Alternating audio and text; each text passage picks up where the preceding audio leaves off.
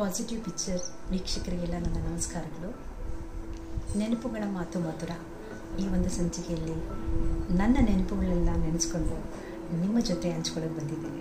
ಚಿಕ್ಕ ವಯಸ್ಸಿನಲ್ಲಿ ಅಂದರೆ ನನ್ನ ತಂದೆ ತಾಯಿ ಎಲ್ಲ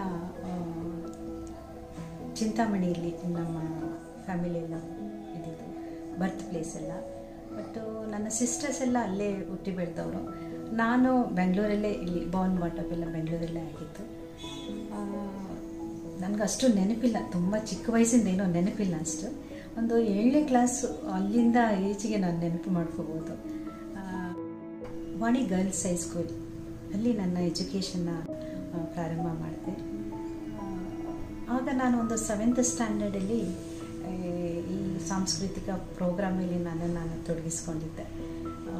ಆವಾಗಲೇ ನಾನು ಒಂದು ಮೇನಕೆ ವಿಶ್ವಾಮಿತ್ರ ಅನ್ನೋ ಒಂದು ಡ್ಯಾನ್ಸ್ ಮಾಡಿದ್ದೆ. ಆ ವಯಸ್ಸಲ್ಲಿ ನಾನು ತುಂಬ ಚೆನ್ನಾಗಿ ಬಂದಿತ್ತು. ಅದು ಎಲ್ಲರೂ ನನಗೆ ಅದು ಪ್ರೈಸಸ್ಸು ನನಗೆ ಬಂದಿತ್ತು. ಬಟ್ ಹಾಗಂದ್ಬಿಟ್ಟು ನಾನು ಏನು ದೊಡ್ಡ ಡ್ಯಾನ್ಸರ್ ಆಗಬೇಕು ಹಾಗೆ ಏನೋ ಒಂದು ಹಿನ್ನೆಲೆ ನನಗಿರಲಿಲ್ಲ. ನನ್ನ ಮನೆಯಲ್ಲಿ ನನ್ನ ತಾಯಿಯವರು ಎಲ್ಲೂ ಹೊರಗಡೆ ಬಿಡ್ತಾನೆ ಇರಲಿಲ್ಲ. ಹೆಣ್ಮಕ್ಳು ಅಂದರೆ ಅವ್ರಿಗೆ ಅಷ್ಟು ಇದು ಹೊರಗಡೆ ಹೋಗ್ಲಿಕ್ಕೆ ಬಿಡ್ತಿರ್ಲಿಲ್ಲ, ಪಿಕ್ಚರ್ಗಳು ನೋಡೋಕ್ಕೆ ಬಿಡ್ತಿರ್ಲಿಲ್ಲ. ಅಂಥ ಒಂದು ಫ್ಯಾಮಿಲಿ, ಸ್ಟ್ರಿಕ್ಟ್ ಒಂದು ಆರ್ಥೋಡಾಕ್ಸ್ ಫ್ಯಾಮಿಲಿಯಲ್ಲಿ ನಾನು ಈ ಒಂದು ಪಿಕ್ಚರ್ ಫೀಲ್ಡ್ ಬಂದಿದ್ದೀನಿ. ನಿಜವಾಗ್ಲೂ ನೆನೆಸ್ಕೊಂಡ್ರೆ ಹೀಗೂ ಇತ್ತು ಅನಿಸುತ್ತೆ. ನನ್ನ ತಾಯಿಯವರು ಒಂದು ಪ್ರೈಮರಿ ಸ್ಕೂಲ್ನ ರನ್ ಮಾಡ್ತಾಯಿದ್ರು. ಅವರು ಸೆಕ್ರೆಟ್ರಿ ಆಗಿದ್ದರು. 1st ಸ್ಟ್ಯಾಂಡರ್ಡ್ ಟು 7th ಸ್ಟ್ಯಾಂಡರ್ಡ್ವರೆಗೆ ಕ್ಲಾಸ್ನ ರನ್ ಮಾಡ್ತಿದ್ರು. ಹಾಗಂದರೆ ಅದಕ್ಕೋಸ್ಕರನೇ ಅವರು ಎಜುಕೇಷನ್ ಲೆವೆಲಲ್ಲೇ ಹೋಗಬೇಕು ಎಲ್ಲರೂ ಅಂದ್ಬಿಟ್ಟು ಅನ್ನೋ ದೃಷ್ಟಿಯಲ್ಲಿ ನಮ್ಮನ್ನು ತುಂಬ ಸ್ಟ್ರಿಕ್ಟ್ ಮಾಡ್ತಾಯಿದ್ರು. ನನ್ನ ಅಕ್ಕನಿಗೂ ಅಷ್ಟೇ, ಎಲ್ಲ ಟೀಚರ್ ಫೀಲ್ಡ್ಗೆ ಹೋದರು ಅವರು. ಏಕೆಂದರೆ ಅವರು ಸ್ಕೂಲ್ ರನ್ ಮಾಡ್ತಿರೋದ್ರಿಂದ ಅವರು ಒಬ್ಬರೀಗ ಲೆಕ್ಚರರ್ ಆಗಿದ್ದಾರೆ, ಇಬ್ಬರೂ ಲೆಕ್ಚರರ್, ಇಬ್ಬರು ಸಿಸ್ಟರ್ಸು. ಆಗ ನನ್ನನ್ನು ಕೂಡ ಅವರು ಒಂದು ಟೀಚರಾಗಿ ಮಾಡಬೇಕು ಅಂತಲೇ ಅವ್ರಿಗಿದ್ದಿದ್ದು. ಬಟ್ ಮನೆಯಲ್ಲಿ ಎಲ್ಲರೂ ನನ್ನ ತಂದೆಗೇನು ಆಸೆ ಇತ್ತು ಅಂದರೆ ನಾನು ತುಂಬ ಮಾತಾಡ್ತಿದ್ದಂತೆ ಚಿಕ್ಕ ವಯಸ್ಸಲ್ಲಿ. ಅವ್ರಿಗೆ ಇಷ್ಟು ಮಾತಾಡ್ತಾಳಲ್ಲ, ಇವಳನ್ನ ಲಾಯರೇ ಓದಿಸ್ಬೇಕು ಅಂತ ಅಂದ್ಕೊತಿದ್ರು. ಬಟ್ ನನಗೆ ಅವಾಗೇನು ಯಾವ ರೀತಿಯಾದ ಒಂದು ಇದನ್ನೇ ಮಾಡಬೇಕು ಅದನ್ನೇ ಮಾಡಬೇಕು ಅನ್ನೋ ಇನ್ನೂ ಆ ಒಂದು ಮೆಚುರಿಟಿ ಬಂದಿರಲಿಲ್ಲ ನನಗೆ. ಹಾಗಾಗಿ ನಮ್ಮ ತಾಯಿ ಏನು ನಾವು ಹೇಳ್ಕೊಡ್ತಿರೋ ಅದನ್ನು ನಾವು ಫಾಲೋ ಮಾಡ್ತಾ ಬಂದಿದ್ವಿ. 9th ಸ್ಟ್ಯಾಂಡರ್ಡ್ ಹೊತ್ತಿಗೆ ನಾನು ಬಂದೆ. 9th ಸ್ಟ್ಯಾಂಡರ್ಡ್ ಹೋದ್ಬೇಕಾದ್ರೆ ನಮ್ಮ ಫ್ಯಾಮಿಲಿ ಫ್ರೆಂಡ್ ಒಬ್ಬರು ನಮ್ಮ ತಾಯಿಗೆ ಬಂದು ರಿಕ್ವೆಸ್ಟ್ ಮಾಡ್ತೀನಿ, ಈ ಥರ ಒಂದು ಪಿಕ್ಚರ್ ಇದೆ, ನಿಮ್ಮ ಮಗಳನ್ನ ಮಾಡಿಸಿ. ಏಕೆಂದರೆ ಅವರು ಬಂದು ಹೋಗ್ತಾಯಿದ್ರು, ನಾವು ನೋಡಿದರು, ನನ್ನನ್ನು ಭಾಳಷ್ಟು ಸರಿ ನೋಡಿದರು. ಅವ್ರಿಗೆ ಇಂಟ್ರೆಸ್ಟೇ ಇರಲಿಲ್ಲ ಪಿಕ್ಚರ್ ಫೀಲ್ಡ್ ಅಂದರೆ, ಬೇಡ ಅಂತಲೇ ಹೇಳಿದ್ದು. ಅವ್ರ ಎಜುಕೇಷನ್ಗೆ ತೊಂದರೆ ಆಗುತ್ತೆ ಅಂದ್ಬಿಟ್ಟು, ಇಲ್ಲಮ್ಮ ಇದೊಂದು ಚಿಕ್ಕ ವಯಸ್ಸು ಕ್ಯಾರೆಕ್ಟ್ರು, ಅದು ನೀವು ಡೆಫಿನೆಟಾಗಿ ಚೆನ್ನಾಗಿದೆ, ಬನ್ನಿ ನೀವು ಕರ್ಕೊಂಡು ಬನ್ನಿ ಅಂಥೇಳಿ ಅವ್ರಿಗೆ ಒಂದು ಚಿಕ್ಕ ರೋಲು ಅಂಥೇಳಿ ಕರ್ಕೊಂಡೋಗ್ಬಿಟ್ಟು ಡಾಕ್ಟರ್ ದೇವೋಭವ ಅನ್ನೋ ಒಂದು ಪಿಕ್ಚರು, ಅದರಲ್ಲಿ ನೋಡಿದ್ರೆ ಹೀರೋಯಿನ್ ಕ್ಯಾರೆಕ್ಟರ್ ಕೊಟ್ಬಿಟ್ರು ನನಗೆ. ಆವಾಗ ನಾನು ತುಂಬ ಸಣ್ಣಕ್ಕಿದ್ದೆ. ನಾನು ನೋಡಿ ಅವರು ಹೀರೋಯಿನ್ನು ಕ್ಯಾರೆಕ್ಟ್ರು ಕೊಟ್ಟರು. ಹಾಗೇ ಮೇಕಪ್ ಮಾಡಿಸಿ ಒಂದು ಟೆಂಪಲಲ್ಲಿ, ಅದು ಜಲಿಗೆರಮ್ಮ ಟೆಂಪಲ್ ಅಂತಿತ್ತು, ಅಲ್ಲಿ ಹೋಗಿ ಇಮಿಡಿಯೇಟಾಗಿ ಮೇಕಪ್ ಹಾಕಿಸಿ ಶಾರ್ಟ್ ರೆಡಿ ಮಾಡಿಸಿಬಿಟ್ರು. ಆಗ ನಮ್ಮ ತಾಯಿ ಕೇಳಿದ್ರು, ಈಗ ನೀವು ಕರ್ಕೊಂಡು ಬಂದಿರೋದು ಏನಕ್ಕೆ ಅವ್ರನ್ನ, ನೋಡೋಣ ಯಾವುದೋ ಒಂದು ಪುಟ್ಟ ಪಾತ್ರ ಇದೆ ಅದನ್ನು ಮಾಡಿಸೋಣ ಅಂದ್ಬಿಟ್ಟಲ್ವ. ಈಗ ನೋಡಿದ್ರೆ ಇದು ಅಷ್ಟರಲ್ಲೇ ಒಬ್ಬರು ವಯಸ್ಸಾದವರು ಬಂದು ನಮ್ಮ ತಾಯಿನ ತಡೆದ್ರು. ನೋಡಿ, ಯಾರೇ ಏನು ಮಾಡೋಕ್ಕೆ ಹೋಗ್ತಿದ್ದಾರೋ ಅದನ್ನು ತಡಿಬೇಡಿ, ಅವಳ ಅದೃಷ್ಟ ಹೇಗಿರುತ್ತೋ ಏನೋ, ನೀವು ಇದನ್ನು ತಡೆಯೋಕ್ಕೆ ಹೋಗಬೇಡಿ, ಬಂದಿದೆ ಮೇಕಪ್ ಆಗಿದೆ ಮಾಡಲಿಬೇಡಿ ಅಂತ ಅವ್ರು ಹೇಳಿದಾಗ ಅವರು ಸುಮ್ಮನೆ. ಆಗ ನಾನು ಡಾಕ್ಟರ್ ದೇವೋ ಪಿಕ್ಚರ್ ಮಾಡಿದೆ. ನಾನು ಮಾಡಿಬಿಟ್ಟು ಬಂದೆ. ಪಿಕ್ಚರೆಲ್ಲ ಕಂಪ್ಲೀಟ್ ಆಯಿತು. ಅದಾದ ನಂತರ ನಮ್ಮ ತಾಯಿ, ಬೇಡ ಇನ್ನೂ ಮಾಡಬೇಡ, ನೀನು ಎಜುಕೇಷನ್ ಕಂಟಿನ್ಯೂ ಮಾಡು, ನೋಡೋಣ ಮುಂದಕ್ಕೆ ಅಂತ ಹೇಳಿ ಡಾಕ್ಟರ್ ಮಾಡಿದ್ರು. ಆಮೇಲೆ 1 ವರ್ಷ ಏನು ನಾನು ಮಾಡೋಕ್ಕೆ ಹೋಗಲಿಲ್ಲ. ಅದಾದ ನಂತರ 10th ಕಂಪ್ಲೀಟ್ ಆಯಿತು.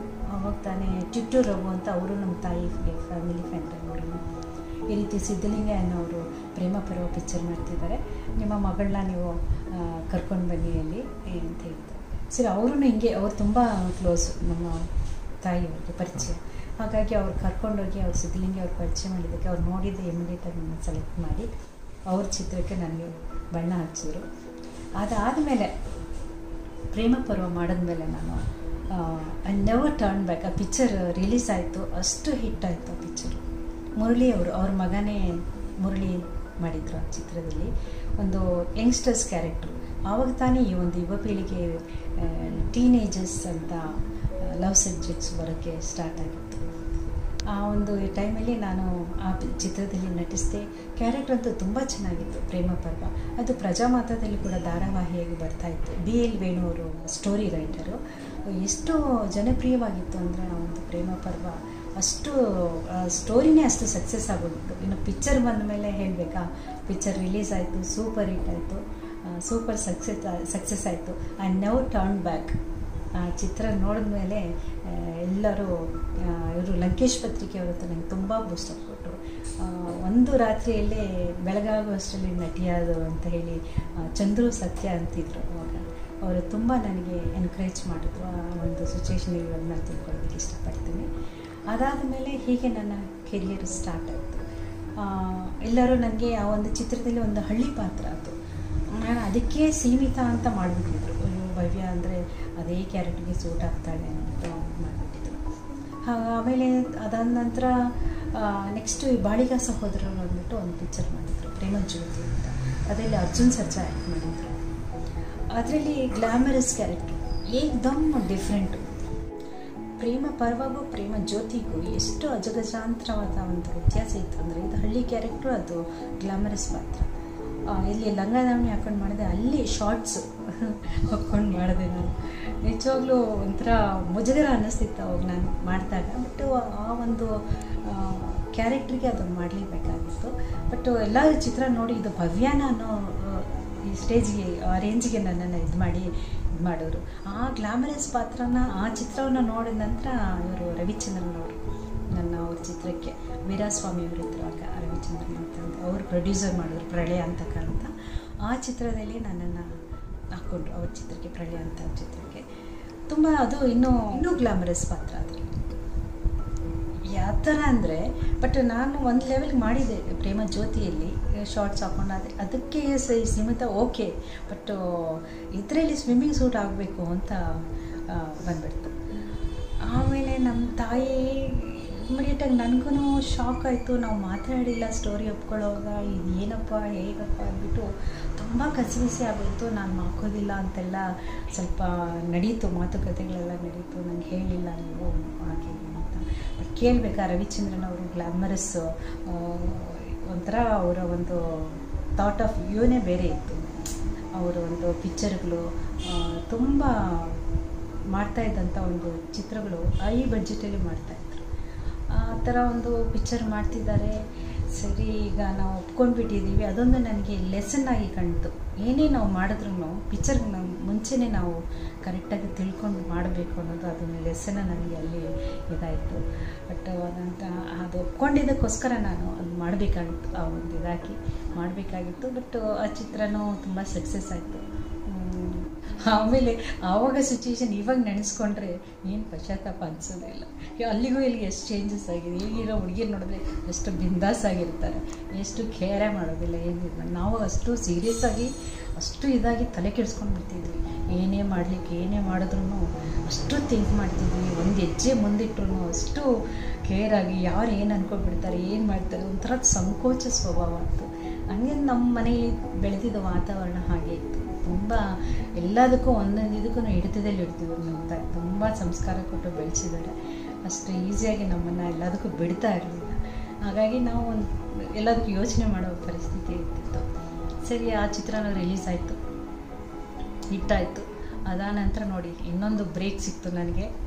ನೀ ಬರೆದ ಕಾದಂಬರಿ, ದ್ವಾರಕೀಶ್ ಅವರು. ಇವತ್ತು ಅರ್ಜುನ್ ಸರ್ಜಾ, ರವಿಚಂದ್ರನ್ ಅವ್ರ ಜೊತೆ ಮಾಡಿದ ನಂತರ, ಮುರಳಿ ಜೊತೆ ಮಾಡಿದ ನಂತರ ಇವರು ವಿಷ್ಣುವರ್ಧನ್ ಜೊತೆ ಸ್ಟಾರ್ ವ್ಯಾಲ್ಯೂ, ಅಲ್ಲಿಗೆ ನನಗೆ ಒಂದು ಒಳ್ಳೆ ಪಿಕ್ಚರ್ ಸಿಕ್ತು ನನಗೆ. ನೀ ಬರೆದ ಕಾದಂಬರಿ ಒಂದು ಹಿಂದಿ ಚಿತ್ರದ ಒಂದು ರೀಮೇಕ್, ಅದು ಪ್ಯಾರ್ ಜುಗ್ತಾ ನಹಿ. ಅದರಲ್ಲಿ ಮಿಥುನ್ ಚಕ್ರವರ್ತಿ ಪದ್ಮಿನಿ ಕೊಲ್ಲಾಪುರೆ ಮಾಡಿದ್ದು. ಆ ಪಿಕ್ಚರ್ ಕೂಡ ಹಿಂದಿಲಿ ತುಂಬ ಸಕ್ಸಸ್ ಆಗಿತ್ತು. ಇಲ್ಲಿ ದ್ವಾರಕೀಶ್ ಅವರು ಆ ಚಿತ್ರನ ನಿರ್ದೇಶಿಸಿದ್ರು.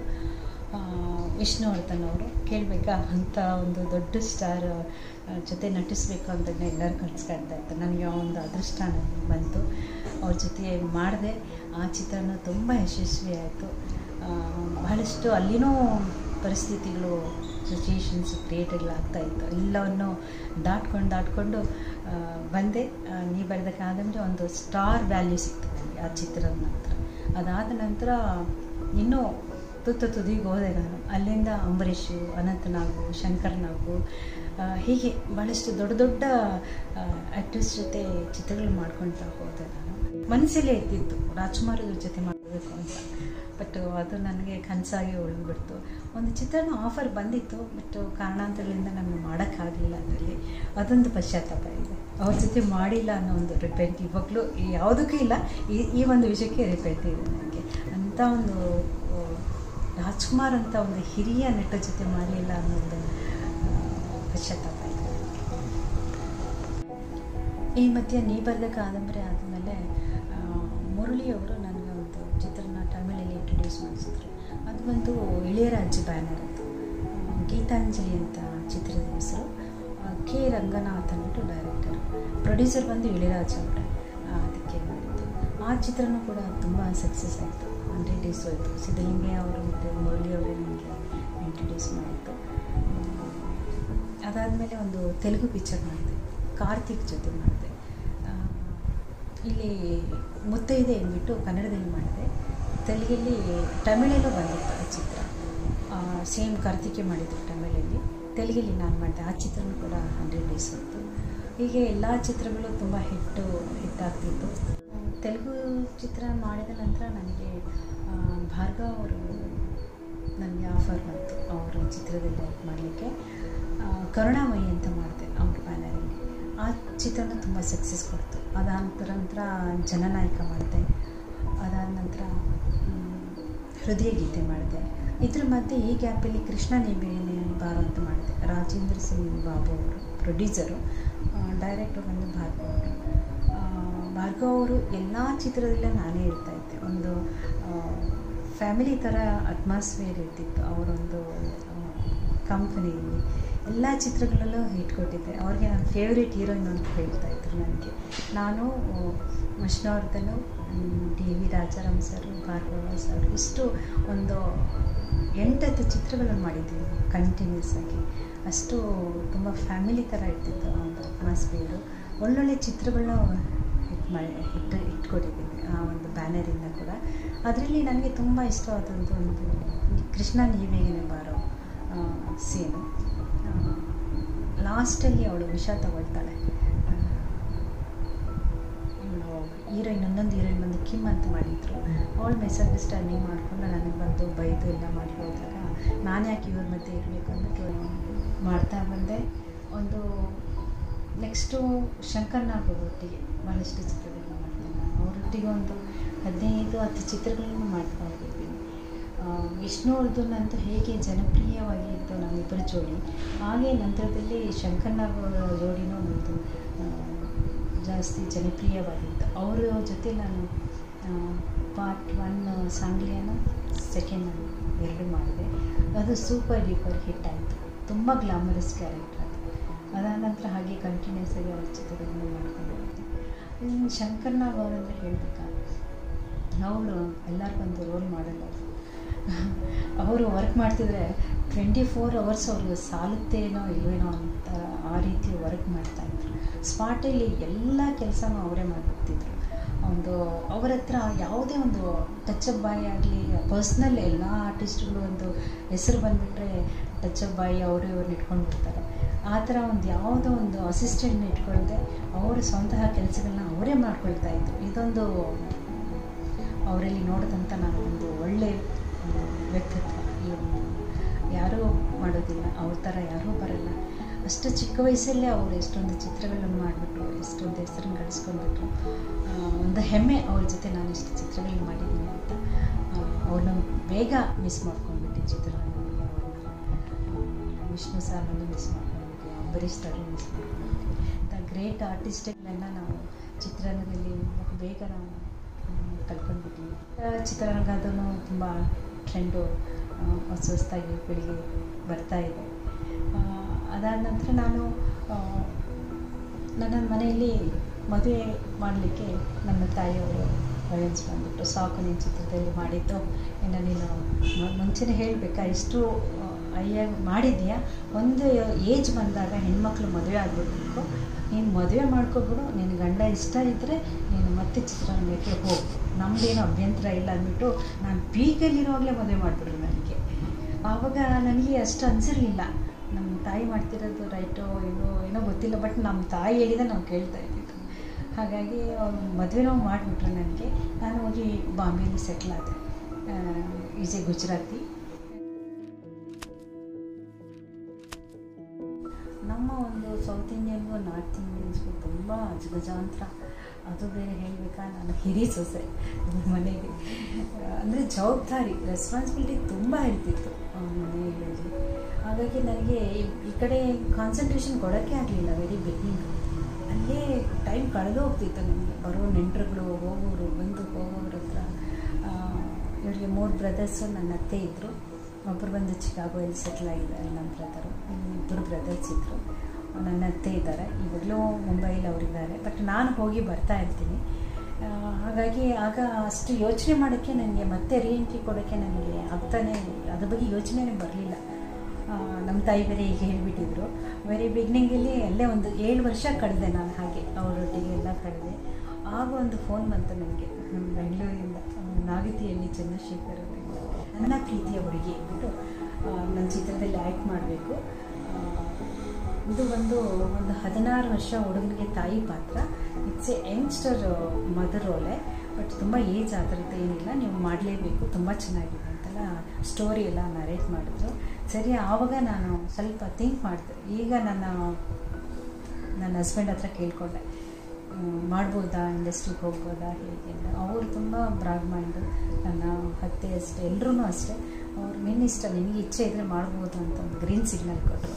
ಸರಿ, ಆವಾಗ ನಾನು ಬೆಂಗಳೂರಿಗೆ ಬಂದು ನಾಗತಿಯವರ ಚಿತ್ರ ನನ್ನ ಪ್ರೀತಿಯ ಹುಡುಗಿ ಮಾಡ್ತೇನೆ. ಅಲ್ಲಿಂದ ರೀಎಂಟ್ರಿ ನನಗೆ ಇಂಡಸ್ಟ್ರಿಗೆ, ಒಂಥರ ಚೇಂಜ್ ಓವರ್. ಎಲ್ಲ ಒಂದು 16 ವರ್ಷ ಹುಡುಗರಿಗೆ ಹುಡುಗಿಗೆ ತಾಯಿ ರೋಲ್ ಮಾಡೋ ಥರ ಒಂದು ಕೆರಿಯರ್ ಸ್ಟಾರ್ಟ್ ಆಯಿತು ಅಲ್ಲಿಂದ ಇಂಡಸ್ಟ್ರಿಯಲ್ಲಿ. ಒಳ್ಳೊಳ್ಳೆ ಚಿತ್ರನೂ ನನ್ನ ಪ್ರೀತಿ ಹುಡುಗಿ ತುಂಬ ಚೆನ್ನಾಗಿ ಸಕ್ಸಸ್ ಆಯಿತು. ಅಲ್ಲಿಂದ ಈ ಥರ ರೋಲ್ಸ್ ಮಾಡ್ಕೊಂಡು ಬಂದೆ, ಮದರ್ ಕ್ಯಾರೆಕ್ಟರ್, ಮದರ್ಸ್ ರೋಲ್ಸ್ ಮಾಡ್ಕೊಂಡು ಬಂದೆ. ಈಗಲೂ ಕಂಟಿನ್ಯೂ ಆಯಿತು, ಮಾಡ್ತಾ ಹೋಗ್ತಾ ಇದ್ದೀನಿ. ಇಷ್ಟೊತ್ತು ನಾನು ನಿಮ್ಮ ಜೊತೆ ನನ್ನ ನೆನಪುಗಳೆಲ್ಲ ಹಂಚ್ಕೊಂಡಿದ್ದೀನಿ. ಅದನ್ನೆಲ್ಲ ನೀವು ಕೇಳಿದ್ದಕ್ಕೆ ಬಹಳ ಧನ್ಯವಾದಗಳು.